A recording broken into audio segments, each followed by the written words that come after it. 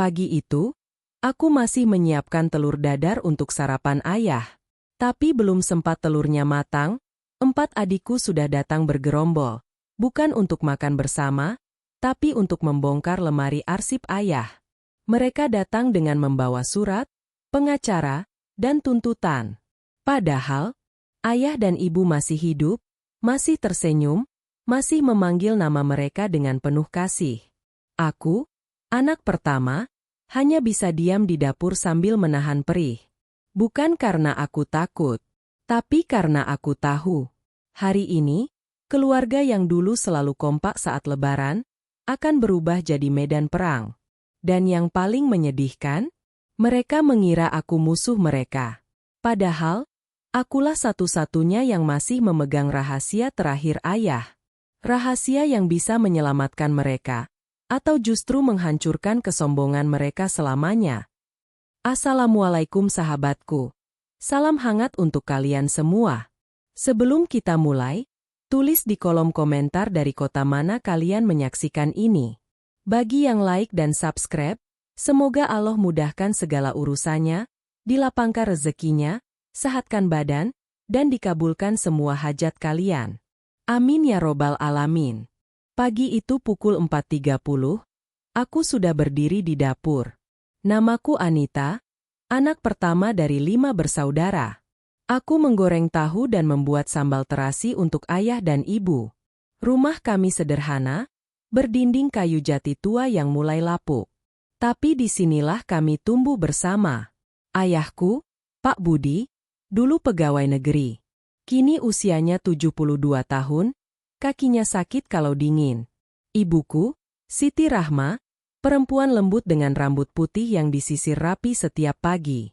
Belum sempat nasi matang diangkat, suara motor matik meraung masuk pekarangan. 4 motor. Aku tahu pemiliknya. Rina, adik keduaku, masuk dengan langkah tegap. Disusul Doni, anak ketiga, Siska, keempat, dan si bungsu Andika. Mereka tidak mencuci tangan, tidak menyapa. Langsung menuju lemari arsip kayu jati di ruang tamu. Suara gesekan kertas terdengar nyaring. Aku keluar sambil membawa nasi putih hangat. Hati-hati dengan dokumen ayah. Belum sarapan, kan? Aku buatkan telur dadar. Rina menoleh sinis. Kak Anita, jangan pura-pura baik. Kami tahu ayah sudah menandatangani surat wasiat 3 tahun lalu. Kami hanya ingin lihat pembagian tanah selatan.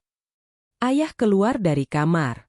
Beliau memegang tongkat, kaos oblong lusuh, dan sandal jepit.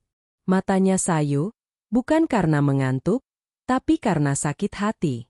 Anak-anakku, ibu dan ayah masih hidup. Kalian sudah mau berkelahi hanya karena kertas. Siska menyahut manis tapi menusuk. Ayah bilang hidup. Tapi kesehatan ayah sekarang bagaimana? Kakak perempuan kami ini selalu mendapat jatah paling enak. Kami hanya minta keadilan. Aku tidak membantah. Aku hanya menghela napas panjang. Lalu aku melihat ibu yang berdiri di ambang pintu dapur, menangis dalam diam. Telur dadar di wajan mulai gosong. Aku mematikannya perlahan. Hari itu, keluarga yang dulu selalu tertawa saat lebaran berubah menjadi ruang sidang tanpa hakim. Tanah selatan yang hanya seluas 2 hektar menjadi alasan pertama kami saling menyakiti. Setelah mereka pergi tanpa menyentuh nasi putih buatanku, ayah memanggilku ke ruang belakang. Ruang itu sempit, hanya ada kursi rotan dan meja kecil berisi foto pernikahan orang tua. Ayah menangis. Pertama kali dalam hidupku melihat ayah menangis. Anita, kamu anak paling tahu harga diri, katanya terbata. Ibu dan ayah bukan orang kaya. Tanah selatan itu dulu dibeli dengan tetesan keringat puluhan tahun dari sawah sewaan. Aku memegang tangan ayah yang keriput. Ayah, saya tidak butuh tanah itu. Biarkan adik-adik saya mengambilnya, asalkan ayah dan ibu bahagia. Ayah menghela napas. Tapi Anita, mereka tidak akan berhenti. Mereka sudah datang ke notaris minggu lalu. Rina dan Doni bahkan meminjam uang ke rentenir atas nama ayah. Katanya untuk biaya pengurusan sertifikat. Jantungku berdegup kencang. Rentenir? Atas nama ayah yang sakit? Aku segera memakai jaket dan bergegas ke kantor notaris. Dengan bersepeda motor butut peninggalan ayah, aku menembus panasnya siang. Pak Herman, notaris tua yang ramah, membuka buku catatannya. Benar, Anita. Mereka datang minggu lalu. Mengaku sebagai kuasa ayahmu. Tapi aku curiga karena ayah tidak pernah datang sendiri. Aku tahan dulu dokumennya. Aku mengucap syukur. Pulang dengan dada sesak, aku kumpulkan semua adikku malam itu. Di ruang keluarga, obrolan berubah jadi pertengkaran. Rina menudingku menghalangi rezeki mereka. Doni membanting sendok ke lantai. Siska dan Andika diam tapi matanya tajam. Ibu hanya bisa bersandar di kursi, menangis tanpa suara. Aku berdiri. Aku tidak akan menghalangi hak kalian. Tapi jangan seret nama ayah ke utang rentenir. Itu bukan cara anak berbakti. Mereka diam sesaat, lalu pergi satu persatu.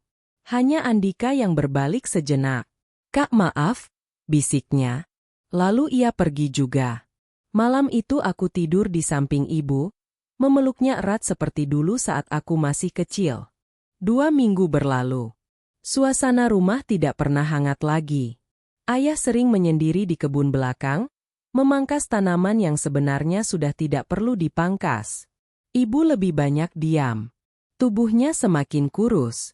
Suatu malam, ayah terbangun dengan keringat dingin dan tekanan darah tinggi. Kakinya bengkak. Aku dan ibu panik. Aku telepon Rina, Doni, Siska, Andika. Tapi hanya Andika yang datang membantu membawa ayah ke puskesmas, lalu dirujuk ke rumah sakit kabupaten.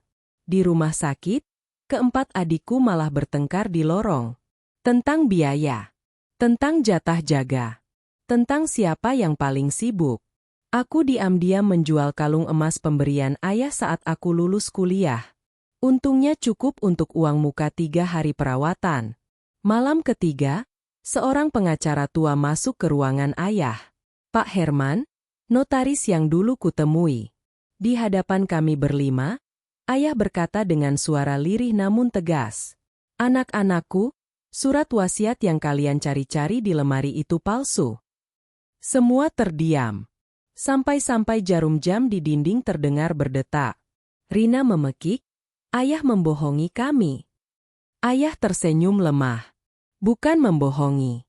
Aku sengaja menyimpan dokumen palsu itu untuk menguji hati kalian. Dan hasilnya, hanya Anita yang tidak pernah menanyakan warisan, bahkan saat ibu dan ayah paling sakit sekalipun.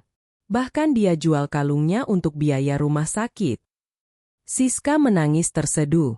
Doni menunduk dalam-dalam. Andika memegang pundakku dengan tangan gemetar. Rina masih berusaha tegar, tapi bibirnya bergetar. Pak Herman mengeluarkan amplop coklat. Ini wasiat asli. Tapi ayah kalian berpesan, jangan dibuka sampai beliau benar-benar tiada. Bukan karena rahasia, tapi karena beliau ingin kalian belajar merawat orang tua tanpa pamrih. Aku menangis. Bukan karena kemenangan, tapi karena perih melihat keluarga yang dulu utuh, kini seperti kaca pecah yang sulit direkatkan. Setelah kejutan itu, kami pikir semuanya akan membaik. Tapi tidak. Doni justru semakin menjauh. Ia tidak datang menjenguk ayah selama hampir 10 hari. Alasan sibuk, tapi tetangga bilang ia sering terlihat di warung kopi dekat pasar hingga larut malam. Rina juga masih memasang wajah masam setiap kali berpapasan denganku di lorong rumah sakit. Ia hanya datang jika Siska atau Andika memaksa. Suatu sore, saat yang lain pulang, ayah menggenggam tanganku yang sedang mengelap keringatnya. Anita, jangan marah pada adik-adikmu. Mereka bukan serakah. Mereka takut. Aku mengernyitkan dahi. Takut apa, Yah? Ayah menelan ludah susah payah. Rina takut anak-anaknya tidak bisa sekolah karena suaminya sering kena PHK. Doni usahanya bangkrut. Ia malu mengaku. Siska masih nyicil rumah 7 tahun lagi. Andika baru lulus, belum dapat kerja. Mereka melihat warisan sebagai satu-satunya pelampung. Bukan karena benci padamu. Aku terdiam. Selama ini aku hanya melihat mereka sebagai sosok yang kasar dan serakah. Tapi tidak pernah bertanya, apa yang sebenarnya kalian takutkan? Malam itu aku pulang lebih awal. Ku ketuk rumah Rina. Ia terkejut melihatku. Aku membawakan sayur asem buatan ibu yang ia suka sejak kecil. Rin, kakak tidak ingin bermusuhan. Kakak hanya ingin tahu, apa yang membuatmu begitu marah pada kakak? Rina menangis terseduh. Ia cerita tentang utang sekolah anaknya, tentang suami yang tidak tega bilang kalau gajinya dipotong. Itulah titik balik pertamaku, bahwa menyembuhkan keluarga tidak perlu kemenangan, cukup dengan mendengar. Tapi meski aku sudah berusaha mendekati mereka satu persatu, puncak konflik belum usai. Suatu siang, Siska dan Andika mendatangiku di sekolah tempatku mengajar. Aku seorang guru honorer dengan gaji kecil, tapi aku bahagia. Mereka duduk di kantor guru, lalu Siska mengeluarkan selembar kertas. Kak, tanda tangan di sini. Surat pernyataan melepas hak waris secara total. Aku membaca pelan. Isinya, Anita setuju tidak mendapat bagian apapun dari harta orang tua, baik tanah, rumah, maupun tabungan. Aku menghela napas. SIS. Kakak tidak pernah menuntut warisan. Tapi kakak tidak bisa menandatangani ini. Kenapa? Siska menyipitkan mata. Karena itu hak ayah untuk memberi, bukan hak kalian untuk memaksa kakak melepas. Andika, yang biasanya pendiam, tiba-tiba angkat bicara. Kalau kakak tidak tanda tangan, kami akan pisahkan ayah dan ibu. Masing-masing kami bawa pergi. Supaya ayah tidak bisa memberikan segalanya hanya pada kakak. Aku terdiam. Dunia rasanya runtuh. Ibuku yang lemah jantung akan dijadikan alat tukar. Aku berusaha tegar, tapi air mata jatuh juga di ruang guru itu. Sontak beberapa murid melihat. Aku malu luar biasa. Malam itu aku pulang dengan mata sembab. Aku memeluk ibu.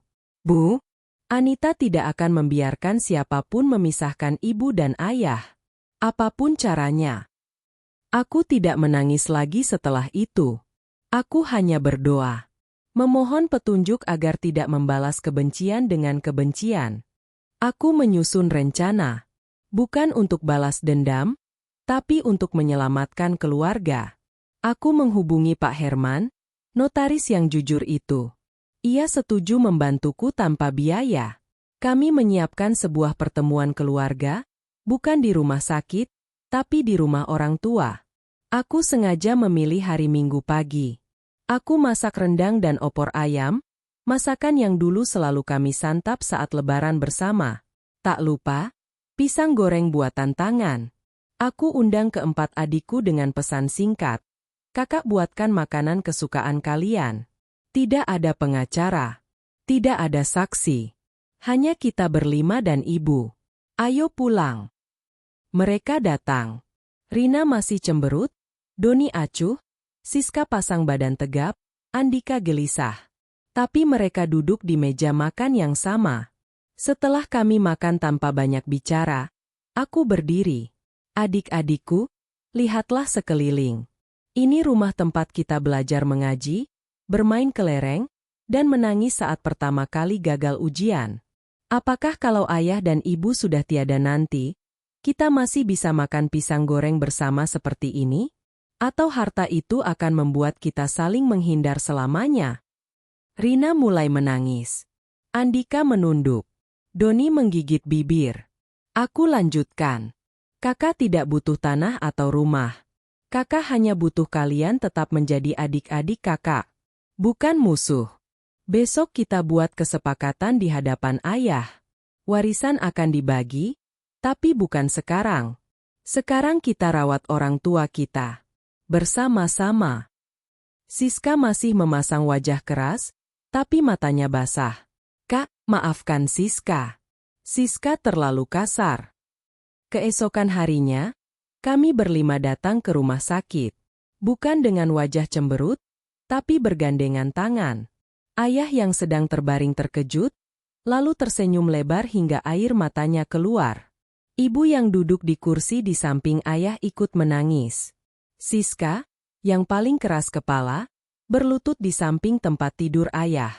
Maafkan Siska, yah. Siska pikir uang itu segalanya. Padahal Siska hampir kehilangan ayah dan ibu karena ulah kami sendiri. Ayah mengelus kepala Siska. Tangannya gemetar tapi lembut. Ayah sudah memaafkan sejak hari pertama kalian bertengkar. Tapi ayah ingin kalian saling memaafkan satu sama lain. Satu persatu mereka memelukku. Doni berbisik di telingaku, "Maaf Kak, aku keterlaluan. Aku hampir memisahkan keluarga hanya karena bangkrut." Andika hanya bisa terdiam sambil menangis di pundakku. Rina menggenggam tanganku erat. Aku memeluk mereka semua. Ruangan rumah sakit yang sempit itu terasa hangat. Perawat yang lewat tersenyum melihat kami. Dokter yang masuk untuk cek tensi ayah ikut terharu. Malam itu, untuk pertama kalinya dalam berbulan-bulan, kami makan malam bersama di ruang tunggu rumah sakit. Lauknya hanya nasi bungkus dari warteg, tapi rasanya seperti jamuan istana. Setelah ayah diperbolehkan pulang, ibu memanggil kami semua ke ruang tengah. Tubuh ibu masih kurus, tapi matanya bercahaya. Ia memegang sebuah kardus kecil berwarna coklat, lusuh di pinggirnya. Kami bertanya-tanya. Ibu membuka kardus itu. Isinya, 5 buku tabungan. 1 untuk setiap anak. Ayah dan ibu sudah menyisihkan uang jajan kalian sejak kecil, kata ibu pelan. Setiap anak punya tabungan sendiri. Tidak sama besar, karena keadaan dulu berbeda. Rina paling besar karena ia anak kedua yang suka menabung. Doni paling kecil karena ia sering jajan. Siska sedang, Andika juga. Dan Anita. Anita tidak pernah ambil uang jajan, jadi tabungannya paling besar. Kami terdiam. Ibu melanjutkan, tapi ayah dan ibu tidak pernah membedakan kasih sayang. Uang ini cukup untuk Doni bangkit lagi, Rina untuk sekolah anak-anaknya, Siska untuk lunasi rumah, Andika untuk kursus kerja, dan Anita untuk terus menjadi guru yang baik. Aku menangis. Bukan karena mendapat bagian besar, tapi karena selama ini orang tuaku sudah menyiapkan jalan keluar yang penuh kasih tanpa perlu tanah atau rumah dijadikan rebutan. Rina memelukku. Doni, Siska, Andika ikut memeluk. Kami menangis bersama. Tanpa kata kotor, tanpa kekerasan, hanya rasa malu yang berubah menjadi syukur. Ayah tersenyum dari kursi goyangnya. Itulah warisan sebenarnya. Niat baik dan keteladanan. Setahun kemudian, hari Minggu pagi, aku sudah berdiri di dapur rumah orang tua, menggoreng bakwan dan menyeduh teh panas. Suara motor mulai berdatangan. Rina datang paling awal, membawa bolu kukus buatannya. Doni datang dengan istri dan anak-anaknya. Siska membawa buah-buahan. Andika yang sekarang sudah bekerja di toko elektronik membawa kipas angin baru untuk ayah. Kami duduk di ruang tamu. Tanah selatan tetap seperti sedia kala, ditanami singkong dan pohon jati. Tidak dijual, tidak diperebutkan. Ayah sehat kembali, kini rajin bercerita tentang masa mudanya sambil menimang cucu. Ibu tersenyum lebar setiap kali melihat semua anaknya datang membawa makanan dan cerita. Kami mulai rutin mengadakan arisan keluarga setiap minggu pagi. Kontribusinya kecil, hanya Rp10.000. Tapi tujuannya besar, agar kami selalu punya alasan untuk berkumpul. Tidak ada lagi yang membicarakan warisan. Yang ada hanya tawa, kenakalan anak-anak, dan aroma bakwan buatanku yang masih sama seperti dulu. Aku tetap menjadi kakak yang diandalkan. Tapi kini, adik-adikku tidak datang karena butuh harta. Mereka datang karena butuh keluarga. Dan pelajaran terbesar yang kudapat, harta bisa menyakiti bila kita lebih mencintai harta daripada mencintai pemilik harta itu. Namun sebaliknya, Harta bisa menjadi berkah jika kita lebih dulu mencintai satu sama lain. Malam itu, saat semua sudah pulang, ayah memanggilku ke teras. Langit penuh bintang. Angin malam berhembus sejuk. Ayah menatapku lama, lalu berkata, "Anita, kamu tahu warisan terbesar yang ayah berikan bukan tanah atau rumah?" Aku menggeleng. Ayah menjawab, "Kebaikan hatimu. Itu yang akan membuat adik-adikmu selamanya kembali padamu. Harta bisa habis, tapi keteladanan tidak akan pernah pudar." Aku memeluk ayah. Di dalam hati, aku bersyukur peristiwa menyakitkan itu pernah terjadi. Karena darinya, aku belajar bahwa memperjuangkan keutuhan keluarga jauh lebih berat daripada memperjuangkan warisan. Namun hasilnya jauh lebih indah dari apapun yang bisa diukur dengan uang. Beberapa bulan kemudian, seorang kerabat datang mengeluh. Saudara-saudaranya bertengkar hebat soal tanah peninggalan orang tua yang baru saja meninggal. Mereka menangis, saling tuduh, bahkan tidak mau datang ke acara tahlilan bersama. Aku mendengarkan dengan sabar, lalu berkata pelan, "Dulu kami juga seperti itu. Bahkan lebih parah, karena orang tua kami masih hidup. Tapi kini kami sadar, luka hati keluarga bisa terwariskan ke anak cucu. Dan itu jauh lebih berbahaya dari kemiskinan." Kerabatku terdiam. Lalu ia menangis dan berterima kasih. Kisah keluargaku menjadi pelajaran baginya. Kini, setiap ada yang bertengkar soal harta, aku selalu berbisik dalam hati. Rekatkan dulu cinta, baru bicara pembagian. Karena jika cinta sudah pecah, seberapa banyak pun harta, tak akan pernah terasa cukup. Dan aku, Anita, anak pertama dari 5 bersaudara, kini hanya punya satu pekerjaan rumah yang paling penting, menjaga agar keluarga ini tetap hangat. Bukan dengan harta, tapi dengan keteladanan kecil setiap hari. Memasakkan sarapan, mendengar keluh kesah, dan selalu menjadi tempat pulang. Akhir cerita ini adalah awal dari kedamaian yang sesungguhnya. Sebuah rumah yang kembali hangat. Dan aku percaya, keluarga manapun bisa melakukan.